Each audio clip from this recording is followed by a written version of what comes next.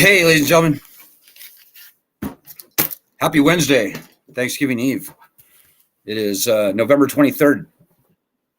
Hope everybody's doing well out there in the world. Before we begin, if you're watching us on Facebook or Twitter, I'm very happy to respond to your comments. Throw them out there if I can see them. I will read them and we will chew them up. We'll go through them. First thing I should say, look at the ticker below. Two things. Please donate if you would, please. I have to say this first. We still need around 73 or so people to donate $20 or more to keep us operating through the end of the year. I would love to get this knocked out sooner rather than later because I hate fundraising and I want to shut up about it. And I want to focus on the task at hand, which is getting our legislation passed, our bankruptcy legislation. Second thing, vote for Lisa. I don't know if you can, yeah, right there. Vote for Lisa. She's in a glamour contest, which sounds just incredibly irrelevant to our battle for student loan justice. But in fact, it is very simpatico. Lisa is fighting for student loan justice. And to have her win this glamour, this nationally covered thing would be a huge and interesting new sort of exposure of the whole student loan thing. Like, pretty hard to marry student loan misery and glamour, right? Well, Lisa, to her great credit, and Christine as well, I might add, have jumped into that interesting intersection. So please vote for Lisa. It'd be super fun if she won and be very good for this cause.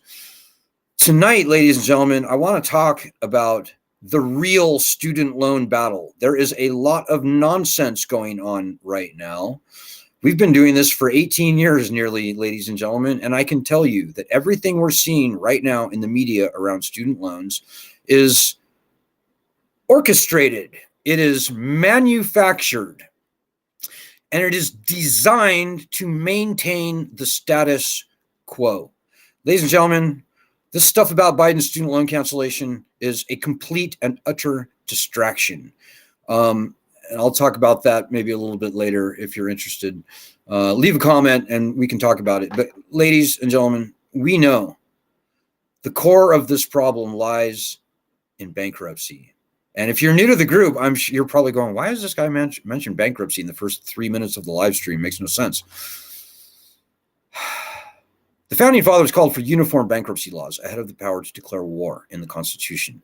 This has been uniquely taken away from student loans. All other loans have the same bankruptcy protections by and large. Student loans have been uniquely singled out and accepted from standard coverage under bankruptcy. And this has caused all the terrible things that we're living with now here today.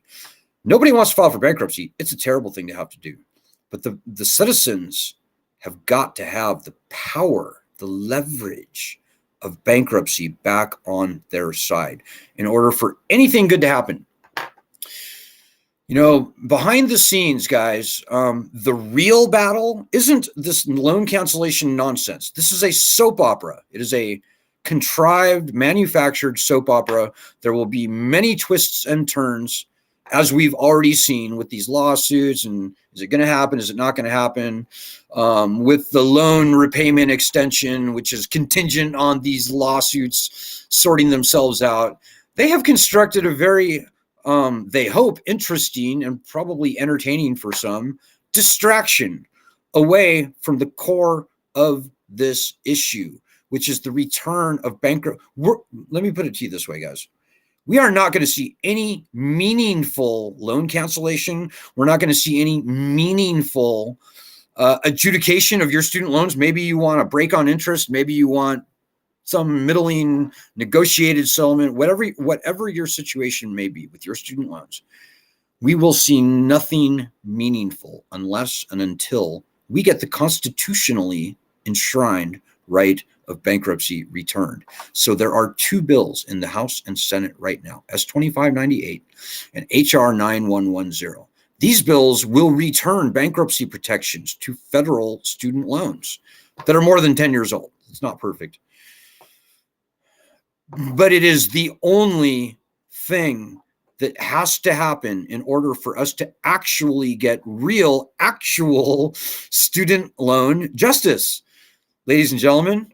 And I hope if this doesn't make sense to you, I hope that you'll think about it. And quite frankly, I hope that you'll maybe go to our Medium channel, which I'll dial in for you right now.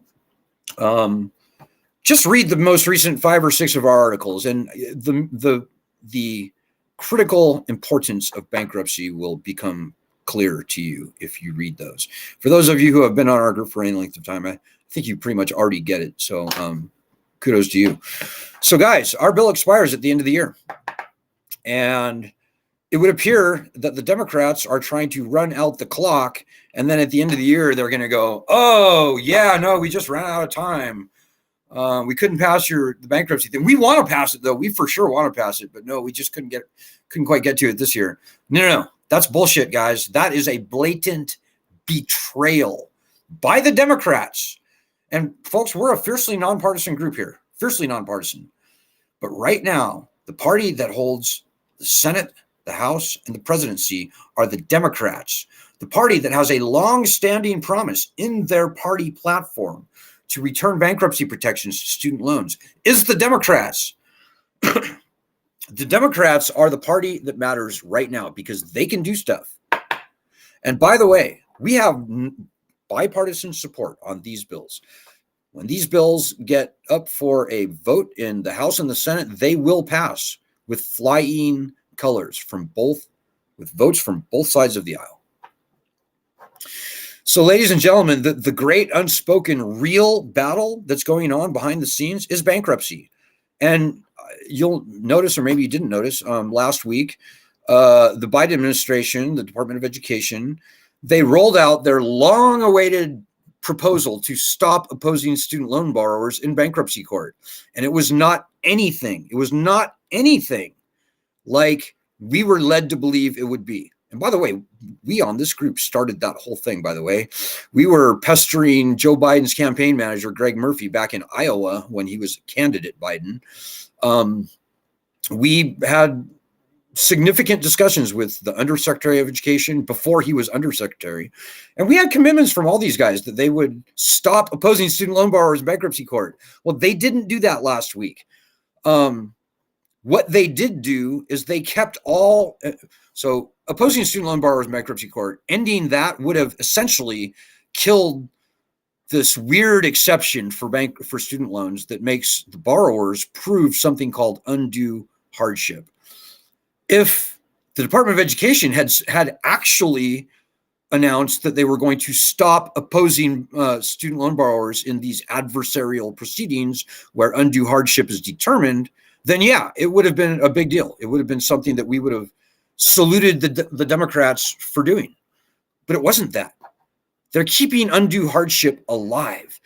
They're just sucking the process of the determination of undue hardship from open court and shoving it into the bowels, the bureaucratic bowels of the Department of Education, where they and their friends, their contractors, people from ECMC, more than likely, a very evil company, they will determine undue hardship. And ladies and gentlemen, the Department of Education and its contractors like ECMC, they have no desires or intentions of canceling any student loans. That's always been true, at least for the 18 years that we've been doing this.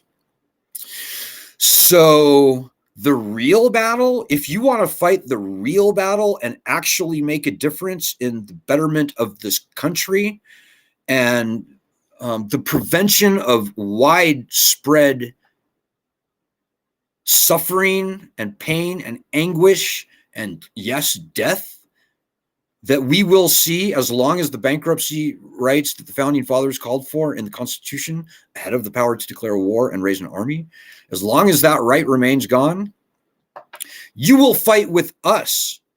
We know the way forward, guys. I can't speak for the other groups on the internet. They're frankly full of shit. They've been completely quiet on the bankruptcy issue. And shame on them for that. Shame on the media. The media has not written even 5 stories on our legislation over the past 5 months, and they ought to be ashamed of themselves for that. Our battle, the battle for S2598 and HR 9110, lie at the core of everything. And I've been saying for weeks and months now, if you care at all about getting this problem actually solved, not fake solved, the minimum that you will do, and we need you to badly, and you need everyone to badly, is to do our daily actions. And let me just dial that in real quick. We do daily actions every day. They are very smart. They are well crafted. They're strategic. They're well timed. Do those. If you've never done a daily action, if you want to actually get this problem solved, you'll do the past couple weeks, or I'd say month and a half worth of our daily actions. You got to have a Twitter account, and that's just the way it is. But these daily actions are quick. They're very quick. You can usually do a day's worth of daily actions in less than a minute if you have Twitter. Got to have Twitter. So yeah, this is all this underlying sort of hidden theme of bankruptcy, ladies and gentlemen. It's actually the main story, and it probably takes years of careful observation, like we have been doing for 18 years now, to understand. It's not so much what the press reports on. It's more what the press does not report on. It's not so much what Biden or the Department of Education or the contractors do. It's often what they don't do, or what they don't say, or what they don't want to talk about, which is the most important thing. And ladies and gentlemen, for the student loan battle, for student loan justice, bankruptcy is that thing. Whether you would ever or never file is not important. I don't think very many people, maybe even no one, will actually have to file when we get the right return in order to get widespread, meaningful reform. Maybe even total cancellation. Quite frankly, at this point, the best thing for all players, parties involved, I think, is erasing all the debt. Call it stimulus, point to PPP loans, do whatever you want. That's really the best course of action for all involved, especially the country at large going forward. So, yeah, guys, this all comes down to whether we get our bills passed by the end of the year or not. And this thing could have a good ending where we get our bills passed by the end of the year, and we're in a perfect position to make that happen. But I think almost everything depends on how hard we, the citizens, the people, you sitting there, help us fight. And I hope for those of you who are new to the group, I know what I probably just have been saying for the past 13 minutes have been not clear to you, but I would just hope and pray that you will maybe give me the benefit of the doubt here and take it on faith that I know what I'm talking about. And we, the people on this group, know what we're doing, because we've seen all the tricks and all the traps over many years. And what we are looking down the barrel of is just another one of those traps. If January 1st comes and we don't get our bankruptcy rights back, we're screwed, guys. Whether the repayment pause is happening or not, we're screwed. There's going to be a divided Congress in the new year.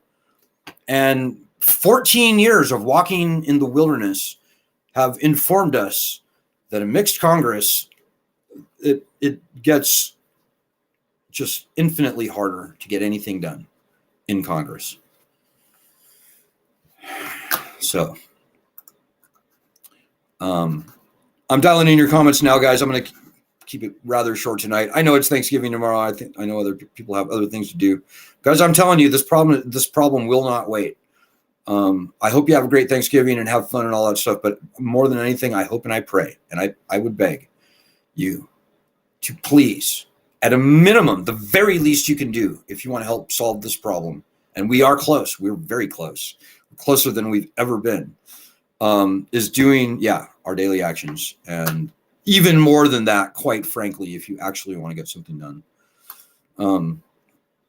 So, don't believe anything you read in the press, guys. It's just nonsense. And we don't buy it. You shouldn't be buying it. I could talk forever about how any number, dozens of distractions have been used by the media and by the establishment to keep this problem going. Right now, the big distraction is, this lame Biden cancellation that was lame in the first place It's even lame now, if it even happens. This purposely weak legal foundation that they pointed to as justification for it, which is the HEROES Act, which makes zero sense when the Higher Education Act gives the president and secretary very broad, unambiguous authority to waive, compromise, and release the debt. I could go on for hours talking about all the nasty, dirty things that people in Washington, D.C. and around the country, sneaky people on both sides of the aisle, by the way, have pulled to keep bankruptcy gone from the loans. The thing we saw last week was yet another ice pick in our eyes. You know, it was a stab in our back, whatever you want to call it. It was a blatant betrayal. And James Cavall and Richard Cordray and Secretary Cardona and President Biden and Ambassador Rice and everybody else involved with that ought to be ashamed of themselves, because they know what the right thing to do is. And the right thing to do is to return the bankruptcy protections that should have never been taken away from student loans to student loans. So, so I'm still looking for my live stream. Okay, here it is right here. I hope everybody's doing well. I hope that you all are pleased and impressed. Oh, no, that's not it. I hope that you all are pleased and impressed with all that we've been able to get done over the past 2 years. You know, we now are on the verge of getting bankruptcy done. And when we get the threat, the constitutionally enshrined threat of bankruptcy returned to these loans by getting our bills passed this session, that means in the next 2 to 3 weeks, 3 to 4 weeks, Biden's going to have to cancel loans. He's going to have to cancel loans broadly, widely, deeply, meaningfully. But that will never happen until and unless we get this done, guys. So there's a lot riding on our success, and you cannot unhear that, guys. We on this group are the veterans. We're the pioneers. We are the only group in the nation fighting for this thing. We've got a couple of aces up our sleeves, by the way. But we've got to get our bills passed by the end of the year. And when I say the end of the year, I actually mean December 20th or 19th, I think, is the last day that that the Senate is actually in session voting. This has got to happen, guys, or we can look forward to years of agony going forward. The stakes could not be higher. And the bad guys, our opposition, they want you distracted. They want you not fighting for bankruptcy. They want you hypnotized. They want you waiting, watching, worrying, wringing your hands. Oh, what's the cancellation going to turn out to be? Is it going to? How's that lawsuit going to work out? What's going on with this thing that I read in Forbes fucking magazine? Pardon my French. Forbes is part of the swamp, guys. By the way, they are our opposition. Most of the mainstream media these days is our opposition. I'm very sorry to have to say that, but it's true. So I don't know what's happening here. I don't know that I'm going to be able to see your comments tonight here, and I apologize for that in advance if that's true. Okay, now I can see it. Where is it? But guys, we need you.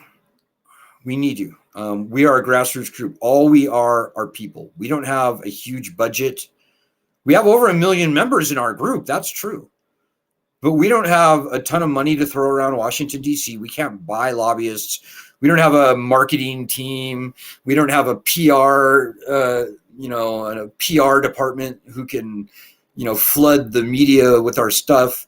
We don't have any of that stuff, guys. All we have are normal people who are fighting their best according to their own capabilities. We try and make it as easy as possible for you to fight this battle in a very effective way. And we will get nowhere, absolutely nowhere, without your help. We will get everywhere quickly with your help. So please, just do daily actions, please. It's the middle. Let me dial that in. I'm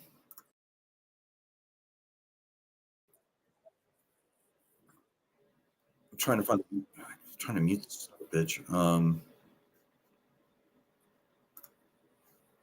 Okay, finally, I can see your comments. Hey, everybody. Sorry to keep you dangling like that. Hey, Doug Grossman is with us tonight. Hey, Doug.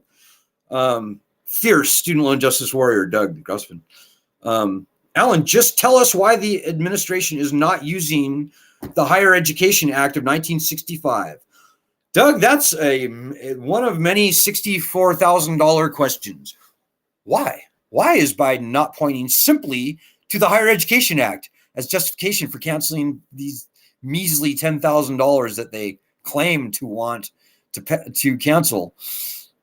There's no good reason, Doug. Absolutely no good reason. We started the conversation about canceling student loans by executive order. We researched the law very carefully. And the Higher Education Act, forget about the HEROES Act. That's weird. That's like an emergency law passed post 9/11 to give the president emergency powers. Well, Biden declared the COVID emergency over weeks ago, maybe months ago. I honestly, guys, I've seen people say, and I tend to agree, we may have been the first to say that it's suspicious. Like maybe the Biden administration and the Department of Education advising him never actually wanted to cancel loans. So they purposely used this weak, ill-fitting HEROES Act law as justification for this cancellation. And it's not just us, by the way, that researched the law. Scholars from Yale, from Harvard have looked carefully. Luke Herring, for example, has looked at the statutory language in the Higher Education Act, as we have, and found that this law gives the Secretary of Education very broad and unambiguous authority to waive, compromise, release federally owned student loan debt. So it stinks. The whole thing stinks, Doug. And as I said, we're a fiercely nonpartisan group. Whether you're a Democrat or Republican, you are very, very, very welcome on this group. Hey, I see Lisa's here with us tonight. Hey, Lisa. By the way, Lisa's in second place right now in that contest. You can see scrolling by. Vote for Lisa. It'll help. Lisa says, the reason he isn't pointing to the Higher Education Act is that he doesn't want to cancel any loans. Right. What I've been saying. And that, again, that's the unreported, quiet part out loud, unreported truth about all this stuff, guys. As I said, the real battle for student loan justice isn't this nonsense, isn't this cancellation nonsense. It's bankruptcy. Whether you would ever or never file for bankruptcy, doesn't matter. We've got to get that leverage back. Hey, Leslie Fishman says, let's effing move it, people. Fight, donate, advocate, and take a stance against this loan sharking student loan to create a higher education. Yes, Leslie. I'm not sure if I read that right, but yes, I agree. And, Doug and Leslie and Lisa and everybody, there's thousands of people on our group. They are fighting very hard right now. And I salute them all. We all owe them a huge debt of gratitude. But, I think I can speak for most of them when I say, they don't particularly need a pat on the back or an attaboy. What would be a far better way to thank them is to join them. Get your knuckles dirty. You're not better than us. Lisa went to Harvard. You're not better than her. You're not better than me. You're not better than anybody else on our group. You need to get down here in the trenches with us, do at a minimum our daily actions, and join in this battle while the battle can be fought. And that is for the next 3 weeks, guys. I kid you not.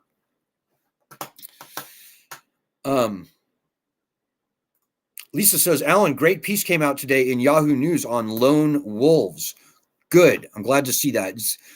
The wolf is out of the bag now, so I guess I can say, a very important documentary is coming out on NBC, CNBC, Peacock on December 11th. And we are featured very prominently in the documentary, but that's not what's important. What's important is what the documentary is about. And I don't want to be a spoiler. I can only say that if you do a Google search for lone wolves, I believe you can maybe still see a sneak preview. Yep, you have to pay, which we have absolutely nothing to do with, but this is a very important film, guys, very important documentary. And when it does come out, we're going to need all of you people. Remember, when this documentary comes out, it will be at the very last possible moment that Congress can act on our legislation.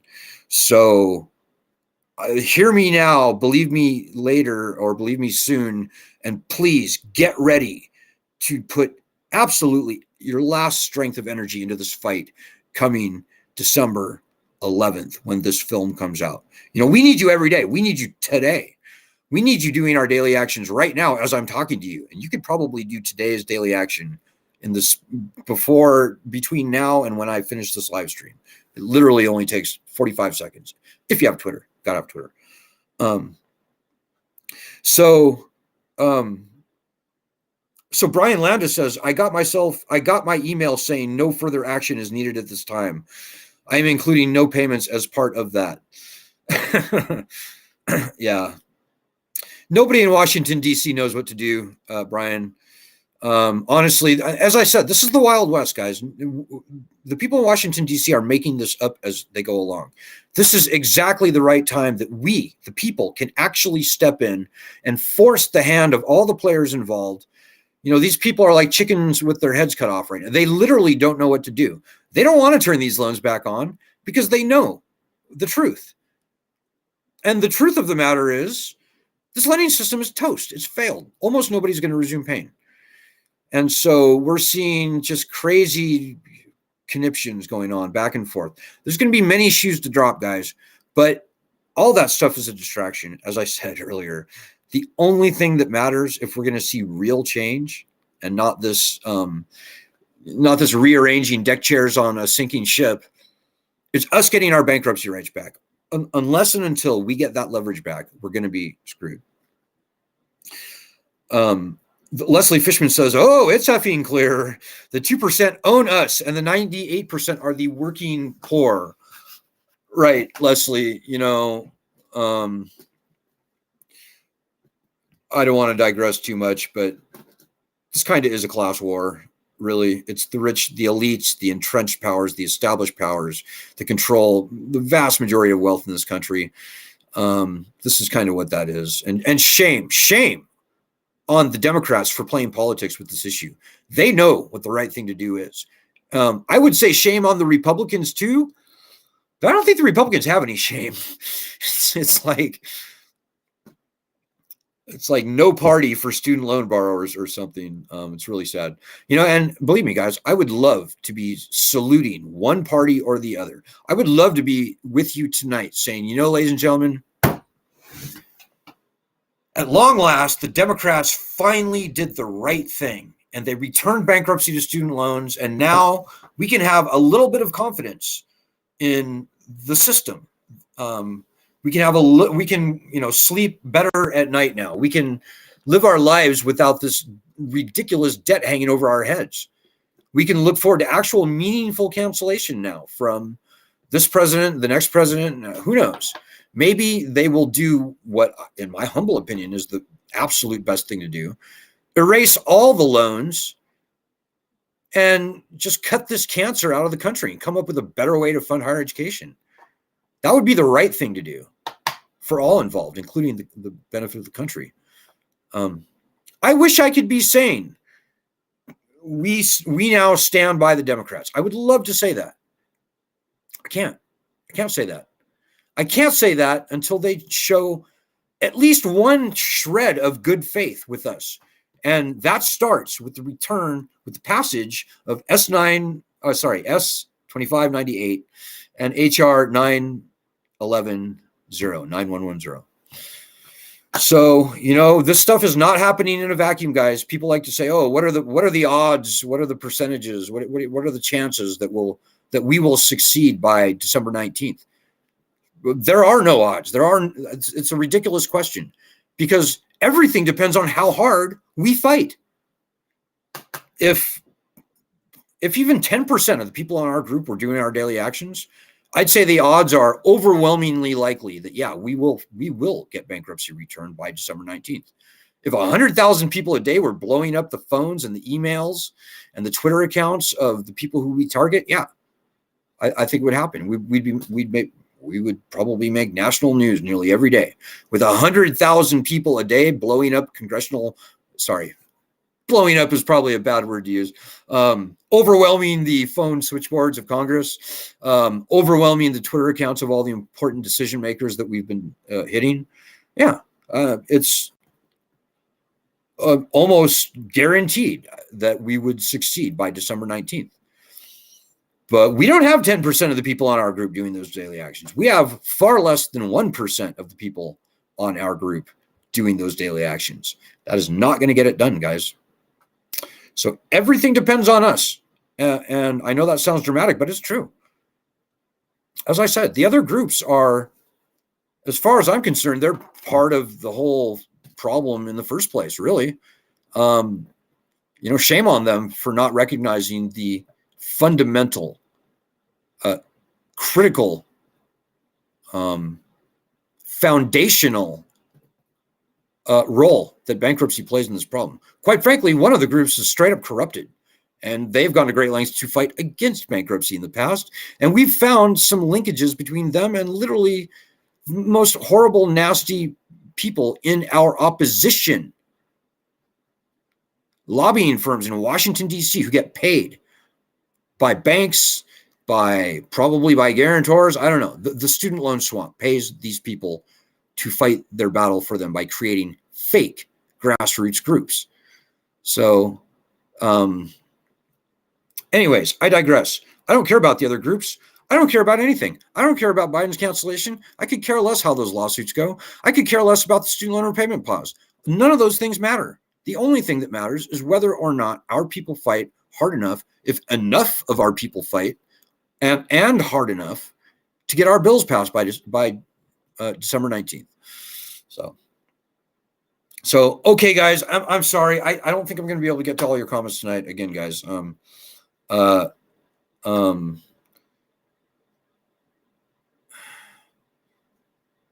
so all I can tell you guys in closing tonight is you need to dig deep. You need to pull whatever rabbits out of a hat that you possibly can going forward every single day from now until, December 19th. And maybe we'll see an emergency session. Who knows? All I know is that this has got to happen by the end of the year. And if ever you were going to actually join a group of good people like us and work within a group, or maybe even on your own, you can do this stuff as an army of one if you really want to. If you're a lone wolf yourself, sure, you have at it, whatever makes sense for you. But if you're not fighting, you and me and we are losing. So say one last time before I sign off tonight: daily actions, guys. Daily actions. The first thing that you should do. If maybe you need to educate yourself, particularly if you're new to the group, read 5 or so of our most recent articles, and you will become a very, very fine, fit, and fierce student loan justice warrior with what you learned from those articles. And you won't read it in the media. You won't read any of our research, any of that stuff that's so important. You will not see in the mainstream media. So the revolution will not be televised, as they say, ladies and gentlemen. Although we do have this documentary coming out, so score one for the good guys. But I wish you the best of luck, the best of great strength and fortitude as you go forward fighting with us. I welcome you into this fight. It's a fight worth fighting. It feels good to fight this fight. The founding fathers are on our side. The Constitution is on our side. And I wish you Godspeed. And I will be back on Sunday. Things are happening fast. Check back on this group often, because shoes are dropping all the time now. And this is where you need to find out about what's important. I'll see you on Sunday. God bless everyone.